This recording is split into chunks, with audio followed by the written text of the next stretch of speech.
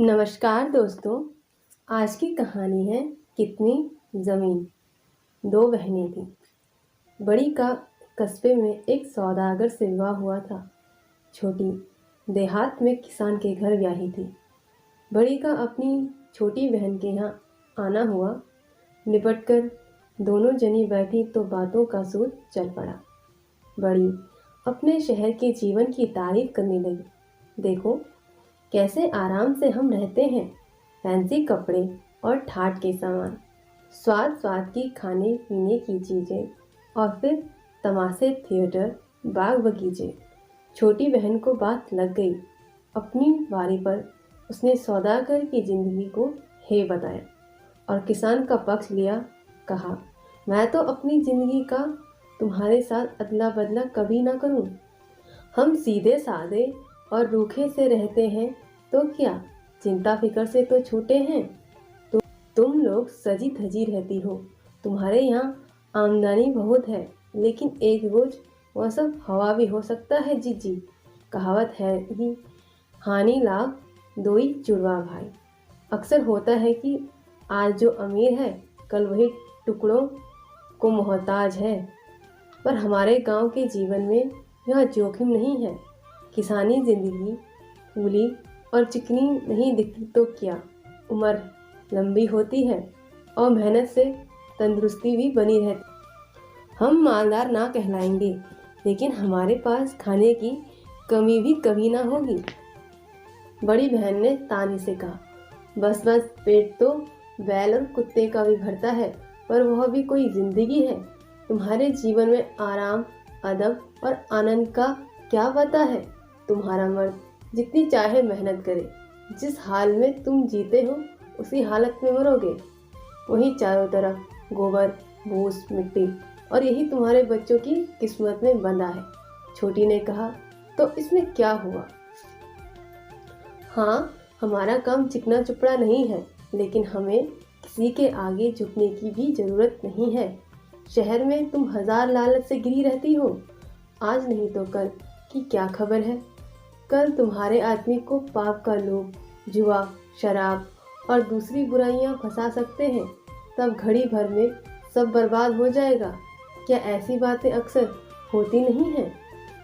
घर का मालिक दीना ओसारे में पड़ा औरतों की यह बातें सुन रहा था। उसने सोचा कि बात तो खरी है। बचपन से माँ धरती की सेवा में हम इतने लगे रहते हैं कि कोई व्यर्थ की बात हमारे मन में घर नहीं कर पाती है। बस है कि मुश्किलें वह यह कि हमारे पास जमीन काफ़ी नहीं है। जमीन खूब हो तो मुझे किसी की परवाह ना रहे, चाहे शैतान ही क्यों ना हो। वही कोने में शैतान दुबका बैठा था। उसने सब कुछ सुना। वह खुश था कि किसान की बीवी ने गांव की बड़ाई करके अपने आदमी को दिल पर चढ़ा दिया। देखो ना, कहता था कि जमीन खूब हो तो फिर चाहे शैतान भी आ जाए तो परवाह नहीं। शैतान ने मन में कहा कि अच्छा हजरत, वही फैसला सही। मैं तुमको काफ़ी ज़मीन दूंगा और देखना है कि उसी में तुम मेरे चुंगल में होते हो कि नहीं। गांव के पास ही जमींदारी की मालकिन की कोठी थी। कोई 300 एकड़ उनकी ज़मीन थी। उनके अपने आसमियों के साथ बड़े अच्छे संबंध रहते आए थे, लेकिन उन्होंने एक करिंदा रखा जो पहले फौज में रहता था। उसने आकर लोगों पर जुर्माने ठोकने शुरू कर दिए। दीना का यह हाल था कि वह बहुत तेरा करता, पर कभी तो उसका बैल जमींदारी की जड़ी में पहुंच जाता, तो कभी गाय बगिया में चरती पाई जाती, और नहीं तो उनकी रखाई हुई घास में बछिया बछड़ा ही जा मुँह मारते। हर बार दीना को जुर्माना उठाना पड़ता। जुर्माना तो वह देता, पर बेमन से। वह कुनमुनाता और चिड़ा हुआ सा घर पहुंचता, अपनी सारी चिढ़ घर में उतारता। पूरे मौसम करिंदे की वजह से उसे ऐसा त्रास भुगतना पड़ा। अगले जाड़ों में गांव में खबर हुई कि मालकिन अपनी जमीन बेच रही है। मुंशी इकराम अली से सौदे की बात चल रही है। किसान सुनकर चौकन्ने हुए। उन्होंने सोचा कि मुंशी जी की जमीन होगी तो वह जमींदार के करिंदे से भी ज़्यादा सख्ती करेंगे और जुर्माना चढ़वाएंगे, और हमारी तो गुजर बसर इसी जमीन पर है। यह सोचकर किसान मालकिन के पास गए, कहा कि मुंशी जी को जमीन ना दीजिए, हम उसी से बढ़ती कीमत पर लेने को तैयार है। मालकिन राजी हो गई। तब किसानों ने कोशिश की, मिलकर गांव पंचायत की तरफ से वह सब जमीन ली जा सके ताकि वह सभी की बनी रहे। 2 बार इस पर विचार करने को पंचायत जुटी, पर फैसला ना हुआ। असल में शैतान की सब करतूत थी। उसने उनके बीच फूट डाल दी थी। बस तब वे मिलकर किसी एक मत पर आ ही नहीं सके। तय हुआ कि अलग अलग करके ही वह जमीन ले ली जाए, हर कोई अपने बित्ते के हिसाब से ले। मालकिन पहले की तरह इस बात पर भी राजी हो गई। इतने में दीना को मालूम हुआ कि एक पड़ोसी इकट्ठी 50 एकड़ जमीन ले रहा है और जमींदारी राजी हो गई है कि आधा रुपया अभी नगद ले लें, बाकी साल भर बाद चुकता हो जाएगा। दीना ने अपनी स्त्री से कहा कि वह और जने जमीन खरीद रहे हैं, हमें भी 20 या इतने एकड़ जमीन ले लेनी चाहिए। जीना वैसे भी भार हो रहा है और वहाँ करिंदा जुर्माने पर जुर्माने करके हमें बर्बाद ही कर देगा। उन दोनों ने मिलकर विचार किया कि किस तरकीब से जमीन खरीदी जाए। 100 करदार तो उनके पास बचे हुए रखे थे। एक उन्होंने उम्र पर आया अपना बछड़ा बेच डाला, कुछ माल बंधक रखा और अपने बेटे को मजदूरी पर चढ़ाकर उसकी नौकरी के मध्य कुछ रुपया पेशागी ले लिया। बाकी बचा अपने स्त्री के भाई से उधार ले लिया। इस तरह कोई आधी रकम उन्होंने इकट्ठी कर ली। इतना करके दीना ने एक 40 एकड़ जमीन का टुकड़ा पसंद किया, जिसमें कुछ हिस्से में दरख्त भी खड़े थे। मालकिन के पास उसका सौदा करने पहुंचा। सौदा पट गया और वहीं के वहीं नकद उसने सही दे दी। फिर कस्बे में जाकर लिखा पढ़ी पक्की कर ली। अब दीना के पास अपनी निजी ज़मीन थी। उसने बीज खरीदा और इसी अपनी ज़मीन पर बोया। इस तरह वह अब खुद ज़मींदार हो गया। इस तरह दीना काफ़ी खुशहाल था। उसके संतोष में कोई कमी न रहती, अगर बस पड़ोसियों की तरफ से उसे पूरा चैन मिल सकता। कभी कभी उसके खेतों पर पड़ोसियों के मवेशी आ चढ़ते। दीना ने बहुत विनय के साथ समझाया, लेकिन कुछ फर्क नहीं हुआ। उसके बाद और घूसी छोकरे गांव की गायों को दिन दहाड़े उसकी ज़मीन में छोड़ देने लगे। रात को बैल खेतों का नुकसान करते। दीना ने उनको बार बार निकलवाया और बार बार उसने उनके मालिकों को माफ़ किया। एक अरसे तक वह धीरज रखे रहा और किसी के खिलाफ कार्रवाई नहीं की, लेकिन कब तक। आखिर उसका धीरज टूट गया और उसने अदालत में दरख्वास्त दी। मन में जानता तो था कि मुसीबत की वजह असली यह है कि और लोगों के पास ज़मीन की कमी है। जानबूझकर दीना को सताने की मंशा किसी की नहीं है, लेकिन उसने सोचा कि इस तरह मैं नरमी दिखाता जाऊंगा तो वे लोग शह पाते जाएंगे और मेरे पास जितना है सब बर्बाद कर देंगे। नहीं, उनको एक सबक सिखाना चाहिए। सो उसने ठान ली।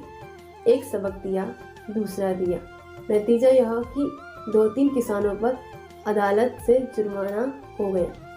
इस पर तो पास पड़ोस के लोग दीना से कीना रखने लगे। अब कभी कभी जानबूझकर भी तंग करने के लिए अपने मवेशी उसके खेतों में छोड़ देते। एक आदमी गया और उसे ज़रूरत अगर घर में ईंधन की थी तो उसने रात में जाकर 7 पूरे शीशम के दरख्त काट गिराए।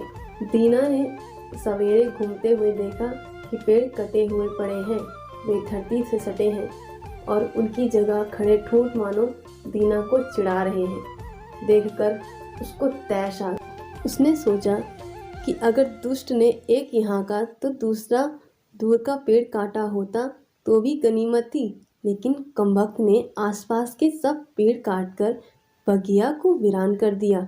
पता तो लगे, खबर लिए बिना ना छोड़ूं। उसने जानने के लिए सिर खुजलाया कि यह करतूत किसकी हो सकती है। आखिर तय किया कि हो ना हो यह घुन्नू होगा और कोई ऐसा नहीं कर सकता। यह सोच घुन्नू की तरफ गया कि शायद कुछ सबूत मिल जाए, लेकिन वहाँ कुछ चोरी का सबूत मिला नहीं और आपस में कहा सुनी और तेजा तेजी के सिवा कुछ नतीजा ना निकला। तो भी उसके मन में पक्का विश्वास हो गया कि यह घुन्नू ने यहाँ किया है और जाकर रपट लिखा दी। घुन्नू की पेशी हुई, मामला चला एक अदालत से दूसरी अदालत। आखिर में घुन्नू को बरी हो गया, क्योंकि कोई सबूत और गवाह ही नहीं थे। दीना इस बात पर और भी झल्ला उठा और अपना गुस्सा मजिस्ट्रेट पर उतारने लगा। इस तरह दीना का अपने पड़ोसियों और अफसरों में मनमुटाव होने लगा, यहाँ तक कि उसके घर में भी आग लगने की बातें सुनी जाने लगीं। हालांकि दीना के पास अब ज़मीन ज़्यादा थी और ज़मींदारों में उसकी गिनती थी, पर गांव में और पंचों में पहला सा उसका मान न रह गया था। इसी बीच अफवाह उड़ी कि कुछ लोग गांव छोड़ छाड़कर कहीं जा रहे हैं। दीना ने सोचा कि मुझे तो अपनी ज़मीन छोड़ने की ज़रूरत है ही नहीं, लेकिन और कुछ लोग अगर गांव छोड़ेंगे तो चलो गांव में भीड़ भी कम होगी। मैं उनकी ज़मीन खुद ले लूँगा, तब ज़्यादा ठीक रहेगा।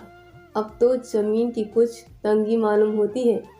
एक दिन दीना घर के ओसारे में बैठा हुआ था कि एक परदेसी सा किसान उधर से गुजरता हुआ उसके घर पर उतरा। वह वहाँ रात भर ठहरा और खाना भी खाया। दीना ने उससे बातचीत की कि भाई कहाँ से आ रहे हो। उसने कहा कि दरिया सतलज के पार से आ रहा हूँ, वहाँ बहुत काम है। फिर एक में से दूसरी बात निकली और आदमी ने बताया कि उस तरफ नई बस्ती बस रही है। उसके अपने गांव के कई लोग वहां पहुंचते हैं। वे सोसाइटी में शामिल हो गए हैं और हर एक को 20 एकड़ ज़मीन मुफ्त मिली है। ज़मीन ऐसी उम्दा कि उस पर गेहूं की पहली फसल जो हुई तो आदमी से ऊंची उसकी बलें हैं और इतनी घनी कि दराज के एक काट में एक पूला बन जाए। एक आदमी के पास खाने को दाने न थे, खाली हाथ वहाँ पहुँचा। अब उसके पास 2 गाय, 6 बैल और भरा खलियान डाला। दीना के मन में ये अभिलाषा पैदा हुई। उसने सोचा कि मैं यहाँ तंग सकरी सी जगह में पड़ा क्या कर रहा हूँ, जबकि दूसरी जगह मौका खुला पड़ा है जहाँ की ज़मीन घर बार बेच बाच कर नकदी बना, वहीं क्यों न पहुँचूँ और नए सिरे से शुरू करके देखूँ। यहाँ लोगों की घिचपिच हुई जाती है, उससे दिक्कत होती है और तरक्की रुकती है, लेकिन पहले खुद जाकर मालूम कर आना चाहिए कि क्या बात है। सो बरसात के बाद तैयारी करके वह चल दिया। पहले रेल में गया, फिर सैकड़ों मील बैलगाड़ी पर और पैदल सफ़र करता हुआ सतलज के पार वाली जगह पर पहुंचा। वहाँ देखा कि जो उस आदमी ने कहा था सब सच है। सबके पास खूब ज़मीन है, हर एक को सरकार की तरफ से 20-20 एकड़ ज़मीन मिली हुई है, या जो चाहे खरीद सकता है। और खूबी यह कि कौड़ियों के मोल जितनी चाहे ज़मीन और भी ले सकता। सब जरूरी बातें मालूम करके दीना जाड़ों से पहले घर लौट आया। आकर देश छोड़ने की बात सोचने लगा। नफ़े के साथ उसने सब ज़मीन बेच डाली, घर मकान मवेशी डंगर सबकी नकदी बना ली और पंचायत से इस्तीफा दे दिया और सारे कुनबे के साथ ले सतलज पार के लिए रवाना हो गया। दीना परिवार के साथ उस जगह पहुंच गया। जाते ही एक बड़े गांव की पंचायत शामिल होने की अर्जी दे दी। पंचों की उसने खूब खातिर की और दावतें दी।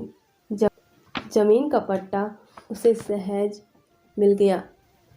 मिली जुली जमीन में से उसके और उसके बाल बच्चों के इस्तेमाल के लिए 5 हिस्से यानी 100 एकड़ ज़मीन उसको दे दी गई। वह सब इकट्ठी नहीं थी, कई जगह टुकड़े थे। अलावा इसके पंचायती चारागाह भी उसके लिए खुला कर दिया गया। दीना ने ज़रूरी इमारतें अपने लिए खड़ी की और मवेशी खरीद लिए। शामलात ज़मीन में से ही अब उसको इतना मिल गया कि पहले से तिगुनी और ज़मीन उपजाऊ थी। वह पहले से कई गुना खुशहाल हो गया। उसके पास चराई के लिए खुला मैदान का मैदान पड़ा था, जितना चाहे वह ढोर सकता था। पहले तो वहाँ जमने और मकान बनवाने का उससे रस रहा। वह अपने से खुश था और उसे गर्व मालूम होता था, पर जब वह खुशहाली का आदी हो गया तो उसे लगने लगा कि यहाँ भी ज़मीन काफ़ी नहीं है, और होती तो अच्छा था। पहले साल उसने गेहूँ बोआया और ज़मीन ने अच्छी फसल दी। 1 या 2 साल उससे गेहूँ ले सकते थे, फिर ज़रूरी होता था कि धरती को आराम दिया जाए। बहुत लोग ऐसी ज़मीन चाहने वाले थे, लेकिन सबके लिए आती कहाँ से। इसी बदाबदी और खींचातानी होती। जो संपन्न थे वे गेहूँ उगाने के लिए ज़मीन चाहते थे, जो गरीब थे वे अपनी ज़मीन से जैसा तैसा पैसा वसूल करना चाहते थे ताकि टैक्स वगैरह अदा कर सके। दीना और गेहूँ बोना चाहता था, इसलिए 1 साल के लिए किराए पर उसने और ज़मीन ले ली। खूब गेहूँ बोया, फसल भी खूब हुई, लेकिन ज़मीन गांव से दूर पड़ती थी और गल्ला मीलों दूर गाड़ियों में भर कर लाना होता था। कुछ दिनों बाद दीना ने देखा कि कुछ बड़े बड़े लोग अलग फार्म डालकर रहते हैं और वे खूब पैसा कमा रहे हैं। उसने सोचा कि अगर मैं इकट्ठी कायमी ज़मीन ले लूं और वहीं घर बसा कर रहूं तो बात ही दूसरी हो जाए। इस तरह इकट्ठी और कायमी ज़मीन खरीदने का सवाल बार बार उसके मन में उठने लगा। 3 साल इस तरह निकल गए। दीना ज़मीन किराए पर लेता और गेहूँ बोता। मौसम ठीक गई, कशात अच्छी हुई और उसके पास माल जमा होने लगा। वहाँ वह इसी संतोष से बढ़ता जा सकता था, लेकिन हर साल और लोगों से ज़मीन किराए पर लेने और उसके लिए कोशिश और सिरदर्दी करने के काम से वह थक गया था। जहाँ ज़मीन अच्छी होती वहीं लेने वाले दौड़ पड़ते। इससे बहुत चौकन्ना और होशियार न रहा जाता तो ज़मीन मिलना असंभव था। यह एक परेशानी की बात थी। तीसरे साल ऐसा हुआ कि दीना ने एक महाजन के साझे में कुछ काश्तकारों से एक ज़मीन किराए पर ली। ज़मीन गोद कर तैयार हो चुकी थी कि कुछ आपस में तनातनी हो गई और किसान लोग झगड़ा लेकर अदालत पहुँचे। अदालत से फिर मामला बिगड़ गया और की कराई मेहनत बेकार गई। दीना ने सोचा कि अगर कहीं ज़मीन मेरी कायमी मिल्कियत की होती तो मैं आज़ाद होता, और क्यों यह पचड़ा बनता और बिखेड़ा बढ़ता। धन्यवाद दोस्तों, आशा है आपको यह कहानी पसंद आई हो। लाइक शेयर सब्सक्राइब ज़रूर कीजिएगा।